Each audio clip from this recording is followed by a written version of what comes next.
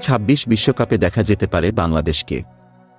গত ম্যাচে মালদ্বীপকে 2-1 গোলের ব্যবধানে হারিয়ে বিশ্বকাপ বাছাই পর্বের দ্বিতীয় রাউন্ড নিশ্চিত করেছে বাংলাদেশ। বর্তমানে বাংলাদেশ ফুটবল ফেডারেশনের বাফুফের নেতৃত্বে আগের চেয়ে ভয়ঙ্কর রূপ ধারণ করেছে বাংলাদেশ ফুটবল টিম। আগামী কিছু ম্যাচে জয় আনতে পারলেই 2026 বিশ্বকাপ নিশ্চিত করবে বাংলাদেশ।